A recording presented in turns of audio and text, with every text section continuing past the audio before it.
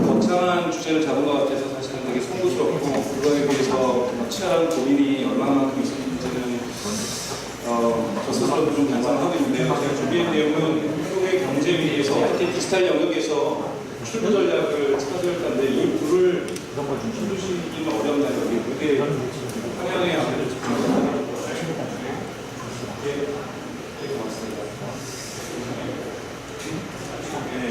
지금 현재 거제 지역이라든지 울산도 최근에 창원까지 해서 한국의 경제 위기가 많이 확산되고 있습니다. 문제는 저희가 근본적으로 지금 던져야 되는 문제는 질문은 이것이 일시적 위기인가 아니면 근본적인 산업구조 조정이 필요한 것인가 여기에 대한 질문이라고 저는 생각합니다. 만약에 일시적인 위기라고 한다면 국가에서 기금을 마련해서 이 위기를 겪으면 다시 한번 조선산업에 파랑이 오고 다양한 해운 산업이라든 철강 산업에 다시 한번 기회가 오고 봄이 올 수 있다는 전제 속에서 일시적 위기라고 정의하는 거고 거기에 맞는 전략을 수집하면 될 것이라고요. 그럼 근본적으로 지금까지 진행되었던 한국 사회가 한국 경제가 진행되었던 발전국가 모델이 한계에 부닥쳤고 여기에 대한 산업구 조정이 필요하다면 그것에 맞는 전략을 취하는 것이 맞다고 생각합니다. 올해 1사분기 조선산업의 수지량을 보게 되면 물론 중국 같은 경우는 정부에 의한 정부 주도의 어떠한 주문량이 있었다고 하지만 한국하고 중국하고의 어떠한 조선의 선주 양을 보게 되면 중국이 한 7.6배, 약 8배 정도 한국보다 많이 갖고 있습니다. 저는 과연 이러한 상황이 다시 한번 역전될 수 있는 기회가 올 것인지에 대한 장난을 좀 갖고 있고요. 최근에 중국 공장의 자동화가 되게 빠른 속도로 진행되고 있습니다. 중국 같은 경우는 단순하게 인건비가 싼 것으로서의 어떤 세계 경제의 어떤 경쟁력을 갖고 있다고 보기 어려운데 특히 대만 기업이긴 하지만 중국의 공장을 갖고 있는 폭스콘 같은 경우가 되게 빠른 속도로 지금 노동자들을 갖다가 기계로 대체하고 있고 약 30% 정도가 오토메이션, 자동화가 되고 있는 것으로 알고 있고 최근에 어제 뉴스에서도 관련돼서 해고가 이어지고 있는 것으로 나오고 있습니다. 경제가 어려워서 중국 공장에서 해고되는 것이 아니라 인건비가 비싸서 해고되는 것이 아니라 자동화에 의해서 중국이 노동자들이 해고되고 있습니다. 이와 관련돼서 2015년에 베로 브레치라는 사람이 미국에서 논문을 썼었습니다. 로봇의 도업이라는 논문인데 여기 논문에 보면은 현재 지금 일어나고 있는 어제 보도가 되고 한국에도 보도가 되게 화두가 됐던 독일의 아디다스가 공장을 독일로 가져갔습니다. 이유는 독일에도 사람이 필요하지 않기 때문에 무인 공장이 돌아갈 수 있기 때문에 굳이 인건비가 싼 중국에다가 공장을 만들 이유가 없다는 거죠. 이 시나리오가 중국 정부가 가장 두려워하는 시나리오라고 이미 로봇이라는 논문에서는 이미 예측하고 있었습니다. 그렇기 때문에 자동화 압력은 전 세계에서 가장 많이 받고 있는 국가는 중국이다. 왜냐하면 세계 공장이라는 인건비가 싸서 공장이 중국으로 왔고 다시 이것이 자동화에 의해서 미국으로, 일본으로, 유럽으로, 한국으로 돌아가는 것을 끔찍하게 싫어하기 때문에 오히려 이미 공장이 있으니까 여기 빨리 자동화해서 다시 공장 이전에 가는 일이 없게 만드는 것. 이것이 중국 정부가 갖고 있는 제1의 정책 목표라고 얘기를 하면서 중국 자체가 전 세계에서 프랑스나 미국이나 독일보다 일본보다도 자동화의 압력을 가장 많이 받고 있는 시장 압력을 받고 있다고 얘기를 하고 있습니다. 그럼 거꾸로 뭐냐면 중국 자체의 노동 생산성이 한국하고 비교했을 때 압도적으로 빨리 진화될 수 있다는 그 가능성들, 그 토대들을 가지고 있다고 볼 수 있습니다. 전기차 시장 환경도 이미 많은 화두가 돼서 이야기되고 있는데 우선 여러분도 아시겠지만 2008년을 기점으로 해서 검은 막대기가 미국 자동차 시장의 규모고요. 판매 수고요. 신차 판매 수고 파란색이 중국입니다. 이미 중국은 미국하고 일본과 독일을 합친 시장보다 규모가 큰 대단히 그러니까 시장에서의 결정력을 갖고 있는 시장이라는 거예요. 이 중국 정부가 최근에 전기자동차 시장으로 가기로 했습니다. 물론 계속해서 디베이트가 있습니다. 전기자동차 과연 친환경적인 자동차냐. 근데 시장이 움직이는 것은 자동차가 친환경적이냐 아니냐의 문제로 움직이지는 않는다는 거예요. 이미 중국 정부가 지금에 있는 환경오염이라든지 이런 것을 해결하는 하나의 것이 정답은 아닐지라도 전기자동차를 선택했다는 거죠. 이러한 부분을 빨리 움직이고 있는 거고 여기에 대해서 인도라든지 노르웨이라든지 네덜란드도 법을 통해서 아예 전기자동차만 판매하는 법을 도입한다든지 해서 전기자동차 시장으로 전환되고 있습니다. 과연 한국자동차에게 이런 전기자동차에 관련된 시장 제품과 관련된 전략들이 갖고 있는가? 물론 삼성이라든지 LG라든지 배터리 공장들은 존재하고 있지만 이런 부분에 대한 시장적 준비가 되는지 좀 물어볼 필요가 있다고 생각이 듭니다. 디지털 경제 영역에서도 최근에 나왔던 보도익입니다 합니다면서 그래서 단언할 수 없지만 5월 13일자 리포드 인사에 가면은 이미 중국 자체가 유일하게 실리콘밸리하고 경쟁할 수 있는 진정한 경쟁자라는 분석들이 나오고 있습니다. 스마트폰 이용자가 이미 5억 4천 명에서 7억 명으로 곧 전환될 거고요. 근데 가장 더 중요한 것은 규모의 경제, 즉 스마트폰 이용자가 많다는 것뿐만이 아니라 중국에는 그러한 국가의 무한 경쟁에도 불구하고 익스트림 컴피티션, 극단적인 경쟁이 구현되고 있다는 겁니다. 자본주의가 진화할 수 있는 원동력 중에 하나인 이런 경쟁이 완벽하게 진행되고 있고 이노베이션의 어떤 물결들이 되고 있고 정말 미국에서도 찾기 어려운 안테프레니어 기업가 정신들이 현재 중국에서 지배적인 어떤 문화로서 만들어지고 있는 것, 중국의 가능성들을 다시 한번 예측하고 있는 분야라고 볼 수 있고요. 그런데 지금 한국 경제 같은 경우는 이러한 경쟁력이나 생산성 하락들이 계속해서 또 하락이라든지 증가가 되지 않는 정체 상황들이 지속되고 있고 구조조정의 위기에 있다고 볼 수 있습니다. 근데 문제는 사람들이 요즘 또 알파고 이후에 AI에 의해서 우리의 일자리가 사라지는 건 아니냐, 우리 아이의 미래 일자리가 사라지는 건 아니냐고 얘기하는데 제가 후반부에 말씀드리겠지만 저는 그런 걱정은 오버라고 생각합니다. 한국은 그러한 정도의 AI 기술을 갖고 있지 않기 때문에 한국이 그런 AI에 의해서 일자리가 사라진다는 것은 그런 걱정은 저는 오버라고 생각이 듭니다. 두 번째, 이제 이런 교훈을 얻기 위해서 미국을 조금 더 살펴보면 미국이 금융위기가 있었던 2008년과 2008년에 대단히 큰 금융위기를 겪게 됩니다. 대표적으로는 흔히 말하는 이 우량 모기지에 의해서 이런 금융위기가 만들어졌던 거죠. 그런데 이것이 실제로 어느 정도의 영향을 미쳤냐면은 2009년하고 8년입니다. 2009년하고 8년 지역에 사실 미국이 1950년대 이후에서 쿼터별로서는 마이너스 성장이 많았지만 연간 마이너스 성장은 최저치를 겪습니다. 1950년 이후에 처음으로 겪게 되는 마이너스 성장은 2년 연속 겪게 되는 것이 2008년과 2009년이라는 즉 실물 경제에 대한 위기가 지속됐고요. 그 중에서도 사실은 그렇기 때문에 금융위기 부분 빨리 이루어집니다. 그래서 2010년 1월 같은 오바마가 금융시장의 위기는 끝났다고 선언할 정도로 금융위기는 되게 빨리 끝났었고요. 그런데 이제 문제가 자동차 시장에서 발생합니다. 미국 같은 경우에 2008년, 2009년부터 해가지고 자동차의 판매수가 지속적으로 하락하게 되고 우리가 알고 있는 전통적인 빅3라고 하는 제너럴 모터스 같은 경우에 계속해서 실적들이 안 좋아지면서 마이너스 성장을 손실을 기록하게 되죠. 특히 기름 엄청나게 먹는 SUV, 요즘 한국이 그거 쫓아가고 있다는 생각이 드는데요. 기름 많이 먹는 SUV 이런 거 판매하면서 경영의 실패들이 나오면서 2009년 일시적인 경영지수나 파산에 이르게 됩니다. 마찬가지로 포드도 손실이 많았고요. 그 다음에 크라이슬러도 손실이 되게 많았습니다. 그래서 미국에서 특히 이제 부시 정부하고 오바마 정부의 이러한 부시 정부가 끝나가고 오바마가 출범하는 이 시기 2008년과 2009년 사이에 구제 방법에 대해서 자동차 산업의 구조조정에 대한 큰 논쟁들이 이루어집니다. 이때 관련돼서 왜 그러냐면 미국에서 이 빅3에 종사를 하면 한 160만 명이고 연간 종사자가 310만 명 정도의 통계라는 것이 나오고 실제로 이 빅3가 올라가면서 2008년, 2008년, 9년에 올라가면서 미국 GDP 중에서 한 1,500달러가 날아갔다고 얘기를 하고 있습니다. 물론 이 분석은 미국 자동차 업계의 로비스트들의 영향을 받는 연구소에서 나온 거기 때문에 100% 신뢰할 수는 없지만 어느 정도 신빙성을 갖고 있다는 생각이 듭니다. 이와 관련된 많은 디베이트가 있었는데요. 이래서 2009년 2월 오바마가 1월에 취임을 하죠. 1월에 취임하지만 2월 달에 자동차 산업을 위한 대통령 대책위원회가 만들어집니다. 그래서 이 자동차 산업을 어떻게 구제할 것인가가 대단히 중요한 미국 사회에서의 논쟁이 되죠. 그래서 일부 많지는 않지만 GM이나 크라이슬러, 포드는 빠집니다. 그래서 구제 분명히 일어나지만 그럼에도 불구하고 부상하게 되는. 하지만 또 이 구제 분명히 또 일본도 들어가서 극복되는 역사는 있는데요. 핵심 오바마가 2월 달에 했던 미국 상원과 의원을 모아놓고 이런 위기의 상황 속에서 미국 경제가 어떻게 살아나야 될 것인가의 연설. 이 연설에서 오바마가 뭐라고 얘기냐면 에너지가 기업의 잘못된 경영에서 오는 경제 실패를 보호하지 않겠다라는 것을 얘기합니다. 그래서 에너지 효율적인 승차를 가야 되고 뉴웨이라는 단어를 쓰기 시작합니다. 새로운 길. 그래서 오바마 정부의 목표는 자동차, 오토 인더스트리를 갖다가 구제하는 것이 아니라 리툴, 리이미지.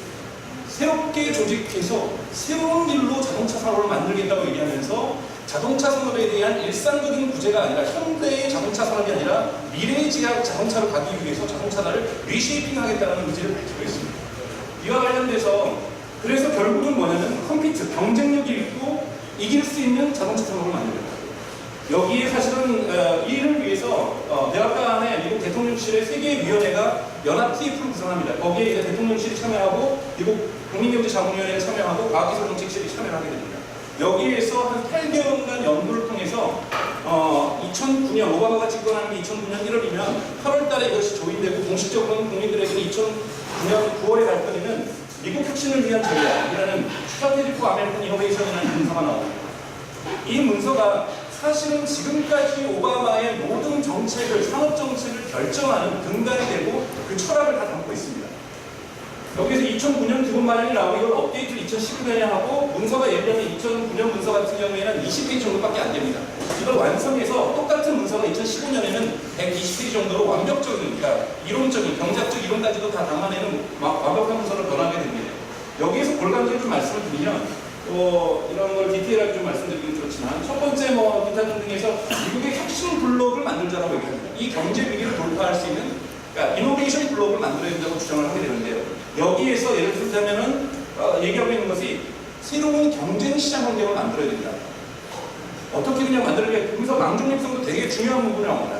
새롭게 생태계가 만들어지고 경쟁이 만들어져서 새로운 디지털 기업들이, 혁신 기업들이 성장할 수 있는 환경 조성. 그건 무조건 시장의 경쟁성을 회복하는 데입니다. 여기에서 나오는 전략들을 만들어내고, 두 번째는 국가 정책이 가장 중요한 것으로서 기업가 정신을 어떻게 살려낼 것인가. 기업가 정신을 만들어서 금융산업도 왜 몰락했냐면 프라우드 때문에 망했다. 자꾸 사기치려고 쉽게 돈 벌려고 했던 거예요. 그래서 그들에게 새롭게 리스크를 갖다가 안을 수 있는 월스트리트에 대한 새로운 조정을 만들어내겠다. 그리고 지금 미국의 대기업들이 혁신가 정신이 상실되고 있는 것을 어떻게 바꿔야 될 것인가에 대한 국가 정책이 중요하다고 얘기를 합니다. 그래서 가장 중요하게 하는 건 기업가 정신하고 오픈 리스크. 그러니까 리스크에 대해서 얼마나 우리가 과감하게 기업들이 뛰어들 수 있게 만들 것인가, 이거에 대한 국가 정책을 담고 있고요. 그러면서 대표적으로 금융산업을 비판합니다. 금융산업들이 너무 리스크를 갖다가 고수익을 만들기 위해서 고위험을 했지만 사실은 그거는 대부분 프라우드에 기초하고 있다는 거죠. 그러니까 실물경제에 기초한 금융을 만들겠다는 뜻을 하고, 사실상 실리콘밸리 같은 미래 과학기술과 디지털 기술 쪽으로 금융을 크게 만들겠다는 의지를 그 안에 담고 있습니다. 그리고 세 번째 영역에서는 시장 실패 영역을 규정합니다. 이것은 아무리 기업이 시장이 활성화돼도 망할 수밖에 없는 영역이 3대 영역이 있다. 이것은 정부가 해야 됩니다. 그러면서 나오는 것이 흔히 말하는 클린 에너지 혁명. 클린 에너지 혁명은 정부가 투자하겠다. 두 번째는 전기차를 언급합니다. 그리고 전기 수동, 그러니까 하이퍼루프 여기서 다 나오고 있고요. 심지어는 이 2009년의 문서에 보면 한 번 차징하면은 지금 배터리보다 1,5배 해가지고 400마일 정도 가는 배터리. 사실 테슬라를 2009년부터 모델을 설정하고 여기에 대한 지원 정책을 하고 있다는 거죠. 그리고 세 번째가 헬스아이티, 즉 헬스아이티라고 해서 우리가 지금 웨어러블 이런 것이 아니라 근본적으로 DNA 연구를 통해서 암을 치료할 수 있는 것. 사실은 그들이 갖고 있는 지금 칼리코와 같은 이런 이야기들이 이 문서에 다 담겨져 있습니다. 이것은 그냥 시장 경쟁으로 놔둬서는 실패할 수밖에 없는 것이, 이거는 공공이 들어가야 되는 영역이라고 정의하고 있는 거죠. 이러면서 2011년에 추가적으로 에듀케이션이라든지 스타트업 아메리카라든지 클린 에너지를 좀 구체화시키는 문서가 나오고요. 그런데 재미있는 것은 2011년 문서에 보면 시장을 자극하는 것이 정부의 역할이라고 하면서 스타트업에 대한 일방적인 재정 지원이 정부 관리는 아니다. 이미 그것은 자율경쟁 시장에 의해서, 금융시장에 의해서, VC 시장에 의해서 만들어지고 있는 건데 정부가 무엇을 해야 되느냐. 여기서 나오는 것은 뭐냐면 상금 행사를 많이 하는 것이 중요하다. 그래서 챌린지.gov라는 사이트를 만듭니다. 여기다가 모든 SI 하고 싶은 데 여기다 다 챌린지를 올리라는 거예요. 그래서 심지어는 살펴보면은요, 20만 달러에 30만 달러 상금도 있지만 400달러짜리 상금도 있으면 그건 뭐냐면은 나사의 로고를 바꿔주는 거예요. 이런 것까지도 정말 행정국에서 필요한 모든 것을 여기다 올립니다. 그러면 상금을 주고 그걸 다시 또 구매해야 돼요. 그러니까 시장 자체를 갖다가 만들어 놓는 것이지 우리가 원하는 대로 시장을 움직이려고 하지 않고 있다는 거죠. 챌린지에서 상금만 주는 것을 끝을 내고 그것을 쓸지 말지 또 행정부가 결정하는 겁니다. 이와 관련된 법안들도 사실은 상원과 의원을 하나를 통과하게 되고, 2015년 같은 경우에는 조금 정책이 구체화됩니다만 이런 구체적인 것을 저희가 들어갈 필요는 없더라고요. 그래서 말하는 표현이 뭐냐면 대단히 중요한 표현이라는데, 이것이 바로 21세기 미국의 그랜드 챌린지라는 거, 위대한 도전을 시작해야 되는 거고, 이런 위대한 도전에 맞춰서 국가에 대한 새로운 재편 전략, 경제에 대한 새로운 재편 전략이 있어야 된다는 주장을 하게 됩니다. 그래서 2014년 국정연설을 하면서 대단히 멋진 표현을 쓰게 되는데요. 블라블라 하고 있지만 핵심이 뭐냐면 올인이라는 단어를 씁니다. 이노베이션에 미국은 올인해야 됩니다. 그러니까 그냥 조금 하는 것이 아니라 이노베이션에 올인할 것과, 그리고 뭐라고 쓰냐면 올인할 때만 올드 글로벌 이코노미, 세계 경제를 장악할 수 있다는 얘기입니다. 이노베이션에 올인하는 거다. 이노베이션을 위해서 시장의 경쟁성들을 활성화시키는 거고, 이걸 위해서 예를 들면 망중립성에 대해서 비타협적으로 싸우는 것이고, 이와 관련돼서 시장에서 공공의 역할이 과도해지지 않고 적절한 시장의 실패 영역을 정하고, 그리고 스티뮬레이션을 할 수 있는 이러한 국가의 역할에 대한 재정을 통해서 사실상 금융위기에 빠지면서 실물경제의 위기에 빠지고 빅3 자동차 산업의 위기에 빠졌을 때 오바마는 그 8축은 사실상 디지털 기술 혁신 기업에서 찾고 있다는 거고 여기에서 국가의 롤을 찾고 있다는 부분에서 저는 지금과 같은 한국의 상황 속에서 시사점이 많다고 생각이 듭니다. 2010년까지 미국의 어떤 경제의 어떤 주축은 여러분 잘 알고 계시는 월스트리트와 미국의 빅3를 대변하는 자동차 산업이 사실은 양대 산맥으로서 미국을 지탱하는 경제의 주축이었다고 본다면 이것이 기술과 디지털 혁신 기업들 또는 의료 디지털 산업들, 전기차라든지 정말 이런 그들이 표정하고 있는 오바마가 표정했던 21세기 그레이트 챌린지로서 이런 부분들이 정의되고 있다는 부분에서 명확하게 패러다임의 전환들을 미국 같은 경우에는 이 여기서 출구를 찾고 있다는 것을 저희가 확인할 수 있다고 보고요. 그래서 이런 시장과 정부의 역할, 심지어는 어떤 얘기가 하냐면 20세기의 경제학과 규제 철학으로 21세기를 맞을 수 없다. 2009년에 있었던 분석이 어떤 표현입니다. 그래서 21세기에 맞는 경제 정책과 규제 철학을 만들어야 된다는 것이 2009년의 문서에 이미 들어가 있습니다. 이거대로 미국은 정확하게 진행해야 하고 그들의 의도대로 저희가 알고 있었던 것처럼 세계 경제의 지배적인 것, 이런 걸 만들어요. 물론 문제점이 있습니다. 지금 온디맨드 이코노미가 확산되면서 힐러리 클린턴도 이야기했던 기기 이코노미, 즉 무선기 일자리 경제가 증가하고 있는 것, 미국의 문제점일 수 있습니다. 하지만 미국의 디지털 기술 기업들이 이미 세계 경제를 주도하고 있고요. 이미 여러분들 아시다고 제가 여러 번 얘기했던 것처럼 이 미국의 구글과 페이스북과 아마존과 애플의 시장 가치 총액을, 주식 가치 총액을 맞춰버리면 이것이 한국의 GDP입니다. 이미 한국의 GDP, 4개 기업이 한국의 GDP를 넘어서고 있는 정도로 세계 경제에 대한 도미넌스들을 미국 경제들이 가져가고 있습니다. 어쩌면 오바마 개인이 이런 기업에 기여하지는 않았지만 정확하게 2009년에 의도했던 결과 이노베이션에 올인할 때 우리가 세계 경제를 거머쥘 수 있다는 것, 이것을 구현했다라고 저는 보고 있습니다. 또 하나 우리가 걱정해야 되는 것은 AI 갭입니다. AI 갭, 즉 AI를 역사적으로 볼 때는 1970년대하고 80년대 두 번의 겨울이 있었습니다. 즉 정부가 대부분 AI 연구를 주도했었죠. 정부의 역할이 되게 컸습니다. 정부 기금이 끊기면 AI 연구가 멈췄다. 이런 시대를 그래서 1980년대, 90년대에 어떤 정부 지원금에 의존했고 연구 결과가 실적이 놓지 않자 여러분들이 기억나지만 세만틱 웹들 이런 것들이 맨 마지막에 있었던 AI 웹들을 만들었죠. 세만틱 웹 만든다고 했지만 대부분 실패했었고 정부 지원금들이 끊깁니다. 그런데 2005년 뉴욕타임즈가 서서히 봄이 다가오고 있다고 보도를 합니다. 근데 문제는 이번에는 주인공이 정부가 아니라 기업이라고 얘기를 합니다. 즉 AI 윈터 전에 있었던 인공지능 겨울 전에 있었던 AI 연구는 정부 지원금에 의해서 진행이 되었더라면 AI 윈터가 끝나고 AI 봄이 왔을 때는 이것은 기업이 주도하는 혁신 시장으로 전환되어 있다고 뉴욕타임즈가 보도하고 있다는 거예요. 그런 부분에서 정부가 아닌 기업이 AI 봄을 이끌고 있다고 얘기를 하고 있고 대부분 우리가 얘기하고 있는 구글 서치에도 사실은 인공지능의 기능들이 들어가 있고 지금도 우리가 하고 있는 페이스북의 뉴스피드에도 인공지능이 들어가 있고 우리가 한 시리 음성인식 또는 마이크로소프트가 얘기하는 것처럼 앱의 시대가 아니라 보세 시대가 왔다는 것, 저는 한국에는 보세 시대가 오기 멀었다고 생각합니다. 그 보수를 하기 위한 자연 처리 연구에 있어서 한국어에 대한 자연 처리 연구가 워낙 안 돼 있기 때문에 과연 우리가 보세 시대를 맞을 수 있을까? 이런 부분에 대한 퀘스천이 있지만 여하튼 여기에도 인공지능이 들어가 있고요. 대표적인 자연 처리들 그리고 구글 같은 경우 자율주행 자동차가 지금 스탠드얼론으로 진행되고 있지만 초당 2기가 데이터는 없습니다. 이걸 계속해서 처리하면서 이미지를 갖다가 인식하는 능력들, 대표적인 인공지능의 기능들이라고 볼 수 있죠. 이런 기술들이 계속해서 상업화되고 있고요. 그리고 2016년 4월 얼마 전입니다. 이코노미스트에서 대단히 재밌는 기사를 냈는데요. 맨하탄 프로젝트를 얘기하고 있습니다. 지금 AI와 관련된 맨하탄 프로젝트가 진행되고 있다. 맨하탄 프로젝트는 뭐냐면 2차 대전 말기에 미국이 핵폭탄을 만들었던 프로젝트를 맨하탄 프로젝트라고 얘기합니다. 이걸 위해서 유럽에 있는 과학자들, 심지어는 독일에 있는 과학자들까지 다 끌어모읍니다.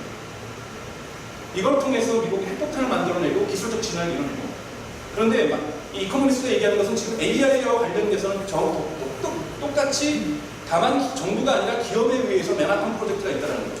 대표적으로 구글하고 페이스북과 마이크로소프트 이 4개 중국의 기업이 뛰어 있습니다. 이코노미스트 분석에 의하면 2015년 이들이 쓴 돈이 85억 달러라는 거예요. AI에 관련돼서. 얼마냐면 우리나라도 10조 원입니다. 근데 우리나라 정부는 발표했죠. 얼마 전에 지능사회 발전 전략 해가지고 각각 7개 기업을 강제지 않고 자발적으로 참여시키는 것은 각 기업당 30억씩 내가지고 만듭니다. 삼성전자, 다 들어가면 LG전자, 네이버 이런 데 들어가서 30억씩 출자해서 공동 인공지능 연구소 다 해봤자 얼마 되겠습니까? 210억이죠. 여기 10조 원 쓰고 있습니다. 한 해에. 이런 부분에서의 격차는 대단히 심각해질 수 있는 거고요. 실제로 알파고를 만든 디마인드 인수라는 건 2014년, 그 다음에 그것뿐만 아니라 마이크로소프트가 2016년에 스위프트라고 해가지고 영어 쓰시는 분들은 많이 쓰고 깔고 있는 앱인 걸로 알고 있습니다. 그러니까 제가 문자다가 자동 인식해가지고 제가 쓰고 싶은 글들을 알아서 입력해주는 이런 기술들 마찬가지죠. 그리고 영국 캠브리지에 있는 보컬 IP라든지 또는 뭐 앱이라든지 이런 인수들이 계속해서 이루어지면서 심지어는 이 분사에서는 어떻게 얘기를 하고 있냐면 영국에 있는 대학교에 대학원이 응용이 안 된다는 거예요. 랩만 만들어서 인공지능 팀만 꾸리면 다들 구글하고 페이스북에서 애들을 다 채가지고 교수가 혼자서 연구해야 되는 상황까지 지금 가고 있다는 거예요. 대학이 파괴될 정도로 AI에 대한 인력들이 지금 계속해서 대기업으로 들어가고 있다는 겁니다. 왜일까요? 심지어는 그러니까 구글 같은 경우에는 저는 이건 정말 넌센스라고 생각하는데 2015년에 독일의 국책연구소가 있습니다. AI 자부팀. 이거를 통째로 인수합니다. 그러니까 국책연구소 통째로 인수하고 최근에 페이스북이 베를린과 파리에다가 AI 연구소를 설립을 했습니다. 독일에 있는 학자들, 프랑스에 있는 학자들 중에서 페이스북이 돈도 많이 주겠지만 거기에는 무한한 데이터가 있습니다. 그 실험실에서 연구하고 싶지 데이터도 없는 자기 대학 연구실에서 연구하고 싶겠습니까? 인재들을 빨아들이는 창구가 되고 있는 거죠. 이런 식으로 이 이코노미스트가 분석하고 있는 것은 맨하탄 프로젝트처럼 유럽에 있는 모든 인공지능에 대한 학자들과 똑똑한 사람들을 미국 기업들이 다 데려가고 있다는 거예요. 이것이 지금 미국의 그러니까 유럽의 두려움이라고 얘기하고 있습니다. 유럽의 인재를 빨아들여가고 있는 것. Why? 왜냐하는 거죠. 2015년 이코노미스트 기사에서 나온 건데요. 구글 검색이 인공지능 부분들이 많이 활용되기 시작하고 있다는 거예요. 그래서 이코노미스트의 분석에 의하면 약 1%의 검색 광고 효율성이 증가했다는 겁니다. 사실은 구글 검색 광고, 그러니까 구글 검색 쉬프트가 그 전에 있었던 인도 사람에서 영국 사람으로 교체됐습니다. 그 이유는 그러니까 그 영국 사람 교체됐는데 나이가 많이 드신 분인데 그분이 저 인공지능 전문가죠. 구글이 지금 검색을 총괄하는 건 인공지능 전문가가 하고 있습니다. 1% 정도의 매출 증가가 됐는데 그래서 제가 한번 계산해봤습니다. 2015년에 그들이 검색 광고 매출이 한 674억 달러인데 1%니까 6억 7,400만 달러. 즉 우리나라 돈으로서 7,850억입니다. 인공지능에 의해서 2015년 구글은 약 한 8천억 원의 효과를 보고 있다는 거죠. ROI가 명확합니다. 기업이 인공지능에 몰입할 수밖에 없는 이유들이 이미 작동되고 있다는 거죠. 그런 부분에서 한국 같은 경우에 정부 주도의 부분들이 얼마나 실용할 수 있는지는 의문입니다. 즉 이미 이런 기업들이 AI에 관심 갖고 있는 것은 돈이 되기 때문이라는 거죠. 그런 환경을 만드는 것이 들어가는 거고 인재를 끌어들이는 것이 아니라 또 하나는 데이터에 대한 복식이 있습니다. 데이터에도 네트워크 효과가 있는데요. 이건 제가 예를 들어 페이스북 뉴스피드죠. 페이스북 뉴스피드를 이용자가 사용하면 사용할수록 거기서 수많은 데이터가 나옵니다. 이 수많은 데이터는 다시 인공지능을 발전시킬 수 있는 기계학습에 쓰이는 거고 이것에 의해서 발전된 기계학습에 의해서 인공지능들을 서비스의 진화를 만들어냅니다. 서비스의 진화가 이루어지다 보니까 사용자들은 더욱더 늘어나는 거죠. 이것은 구글, 페이스북이라고 볼 수도 있고 또는 구글 포토라고 볼 수 있고 다양한 서비스들에서 이미 이용자가 만들어내는 데이터에 의해서 기계학습들이 이루어지면서 진화하게 되는 것. 이것이 데이터의 네트워크 이펙트라고 볼 수 있고 이런 데이터에서 승자복식이 이루어지고 있다는 겁니다. 그래서 거대한 데이터가 있고 없고에 따라서 AI의 경쟁력이 결정되는 것. 그래서 이것도 얘기하는 건데 즉 데이터 네트워크가 없이 실험실에서 하는 우리나라처럼 7개 기업이 모여서 하는 또는 모 대학에서 하는 연구들은 이 정도의 시간이 갈수록 퍼포먼스가 이렇게 리니어하게 증가한다면 데이터를 갖고 있는 기업에서 AI를 진화할 경우에는 익스포넨셜 그로스를 한다는 거죠. 기하급수적으로 성장한다는 겁니다. 시간이 지날수록 그 격차가 심화될 수밖에 없다는 거죠. 그래서 이러한 부분들이 지금 한국 경제가 또한 비슷한 영역에서 이미 직면하고 있는 부분이라고 보고요. 결론적으로 말씀드리면 과연 한국의 21세기의 위대한 도전은 무엇일까에 대한 퀘스천에 저는 질문이 남을 수밖에 없다고 봅니다. 근데 어제 이거 탈동입니다. 전자뉴스예요. 이선의 측문들이 뭐라고 했냐면 오랜 연구와 노력으로 발전시켜온 공인인증서 기술이 글로벌 IT 기업들의 주도권 싸움에 휘말려 스스로 평가자라는 것은 어리석다. 공인인증서의 태생적 보안 우수성을 살려 태생적인 보안 우수성 서비스를 개선하고 아직 바꾸지 못한 액티브 익스전 비표준 기술 반영을 종속시키려는 노력이 절실하다. 상황인식이 이렇습니다. 즉 잘못된 에지이지에서는 우리가 보통 기업에서 컨설팅하면 잘못된 에지이지를 하면 투비는 나올 수가 없습니다. 자꾸 한국을 IT 강국이라고 생각하는 순간 할 게 없습니다. 인공지능도 한 2, 3년 뒤쳐져 있다는 거예요. 조금 노력하면 우리가 할 수 있고 그냥 하면 된다는 정신으로 새마을운동의 정신으로 지금 이런 디지털 경제를 맞을 수 있다는 것 제가 보기에는 착각일 수밖에 없습니다. 이미 OECD 데이터를 제가 갖고 와봤는데요. 이미 우리가 노동 생산성 부분은 되게 비약적으로 증가했지만 미국이나 독일 같은 경우에 노동 생산성 차이가 좁혀지지 않고 있습니다. 이런 좁혀지지 않는 노동 생산성을 가지고서 이런 경제하고 추월하겠다는 것도 어려운 거고 그리고 아까 전에 말씀드렸던 이런 테크놀로지계 AI 갭도 발생하고 있고 중국의 자동화 압력들 그리고 자동차 시장의 변동들 계속해서 이런 구조적인 어떤 도전의 위험들이 저에게 놓여있다는 겁니다. 과연 지금과 같은 갈증국가 모델로 그리고 저는 한국 사회에서 가장 큰 문제 중에 하나는 공무원들이 포획되어 있다는 겁니다.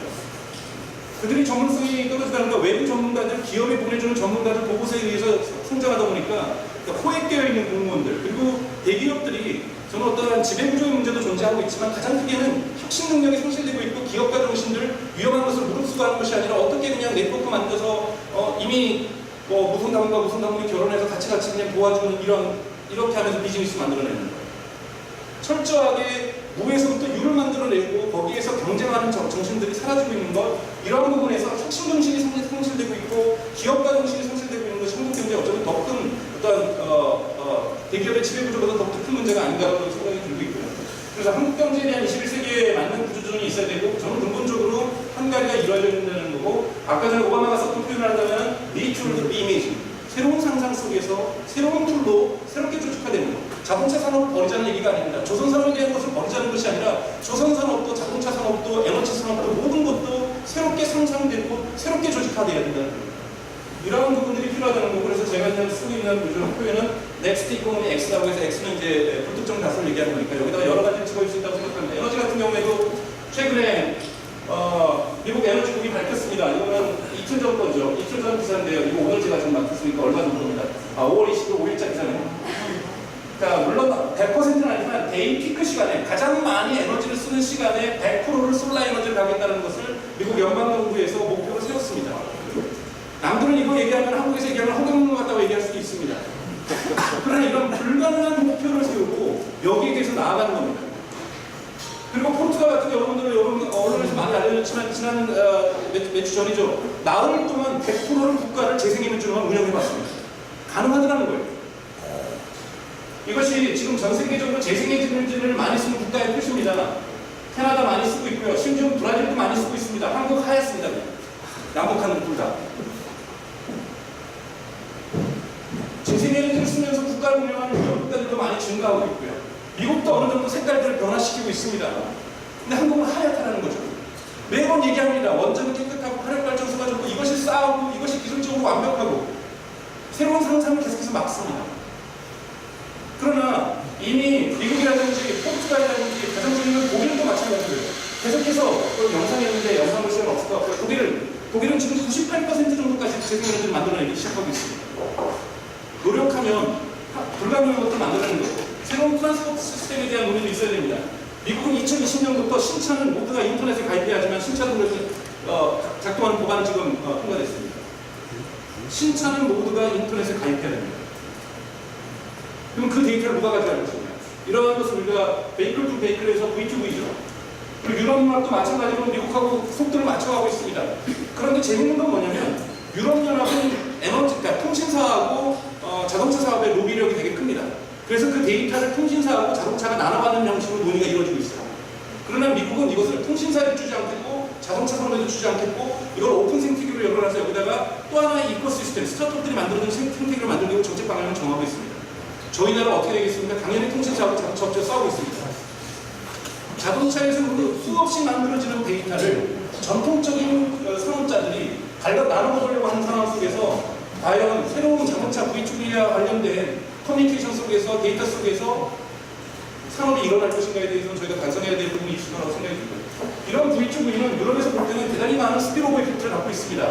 AI를 만들 수 있습니다. 다양한 데이터들이 있으니까 다양한 스피로버 이펙트가 있는데요.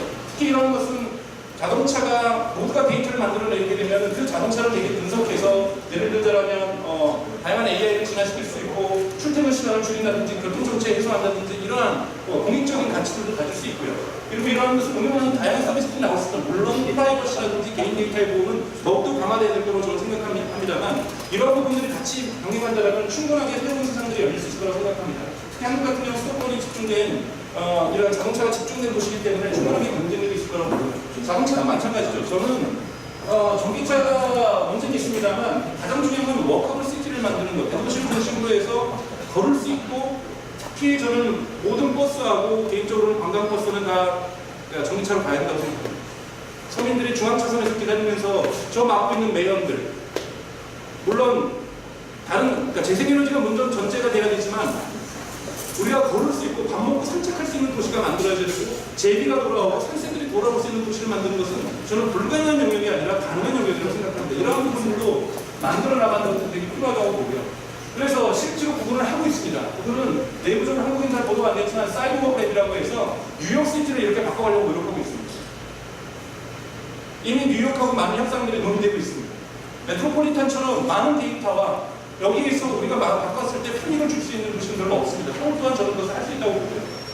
그래서 또한 뭐 새로운 어떤 경제 정의에 대한 어떤 정의들도 다시 있어야 될 것이고 시장 경제에 대한 새로운 정의들도 다시 한번 논의가 돼야 될 거라고 저는 생각이 듭니다. 그래서 이러한 부분으로서 한국의 어떤 뭐 조금은 구구적인 표현일 수도 있겠지만 우파적인 표현일 수도 있겠지만 어떤 위대한 도전들 이런 것은 어떤 챌린지들 한번 바꿔볼 수 있고 다시 한번 나아갈 수 있고 지금 정해져 있던 내가 흔히 말하는 뭐 금수저리 무슨 수저리에 의해서 정해져 있는 나의 몸이 아니라 다시 한번 해볼 수 있다는 저 마음가짐들을 사회에 만들어내는 것은 되게 중요하다고 생각이 들고요. 문제는 경제 주체의 문제가 있다고 저는 생각이 듭니다. 새로운 경제 주체 형성이 대단히 중요한 방법이 될 거라고 보고요.